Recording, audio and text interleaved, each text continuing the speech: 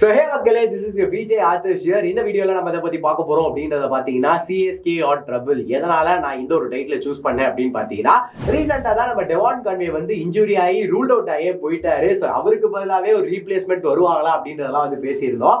ஆனா இப்போ அதுக்கு அடுத்தபடி வந்து பாத்தீங்க அப்படின்னா, நம்ம பத்திரானா இருக்காரு இல்லையா, அவருக்கும் வந்து இன்ஜுரின்றதை கேள்விப்பட்டோம். 4 இருந்து 5 வாரம் அவரோட அந்த ரெக்கவரி பீரியடே ஆகுன்ற மாதிரி வந்து சொல்லியிருக்காங்க. ஸோ எப்படி இருந்தாலும் ஃபர்ஸ்ட் ஆஃப் IPL வந்து அவர் மிஸ் பண்ணலாம் அப்படின்றது கன்ஃபார்ம் ஆயிருச்சு.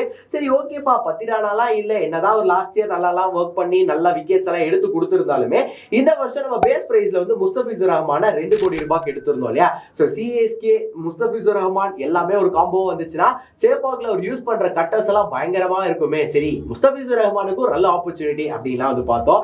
இப்போ அதை பத்தி சொல்லணும் அப்படின்னா அதுலயுமே வந்து ஒரு ட்விஸ்ட் இருக்கு. சோ இன்னைக்கு நடந்த ஸ்ரீலங்கா வர்சஸ் பங்களாதேஷ் மேட்ச்ல என்ன நடந்தது ODI மேட்ச்ல அப்படின்னு பாத்தீங்கன்னா, நம்ம முஸ்தபிசுர் ரஹ்மான் 2 விக்கெட் எடுத்தாரு. அதெல்லாமே நல்லா தான் போய்கிட்டு இருந்தது. ஆனா அதுக்கப்புறம் வந்து பாத்தீங்கன்னா அவரோட அந்த கிராம்ப் வந்து இன்னுமே கொஞ்சம் லைட்டா சீரியஸ் ஆகி அவர் அந்த இதுல கிரவுண்ட்லயே வந்து பாத்தீங்கன்னா விழுந்துட்டாரு. சோ ஸ்ட்ரெச்சர் வச்சுதான் அவரை வெளியிலேயே கொண்டு போனாங்க. சோ அப்போ உங்களுக்கு தெரிஞ்சிருக்கும் இல்லையா எந்த அளவுக்கு சீரியஸான இன்ஜுரியா அது இருக்க போகுது அப்படின்னு சொல்லிட்டு. சோ மோஸ்டா 99% அவர் ரூல்ட் அவுட் ஆயிரலாம் இந்த என்டையர் சீசன் அப்படின்ற மாதிரி வந்து சொல்லியிருக்காங்க. எது எப்படியோ சிஎஸ்கேக்கு கொஞ்சம் கொஞ்சமா வந்து பாத்தீங்கன்னா ஒவ்வொரு இன்ஜுரிஸா வந்துகிட்டு இருக்கு. And CSK is on trouble. கண்டிப்பா வந்து பாத்தீங்கன்னா அவங்க ஒரு ரீப்ளேஸ்மெண்ட்டுக்கு போயே ஆகணும். பத்திரானா அப்படி இல்லைன்னா முஸ்தபிசுர் ரஹ்மான், இவங்க யாருக்கா ஒருத்தருக்காச்சும் வந்து பாத்தீங்கன்னா அவங்க ரீப்ளேஸ்மெண்ட் எடுத்தாகணும். ரீசன் என்ன அப்படின்னு பாத்தீங்கன்னா, நம்ம சிஎஸ்கே 2 பேசஸ் தான் வந்து ஃபாரின் ஸ்லாட், அதாவது ஓவர்சீஸ் ஸ்லாட்ஸ்ல வந்து எடுத்திருக்காங்க.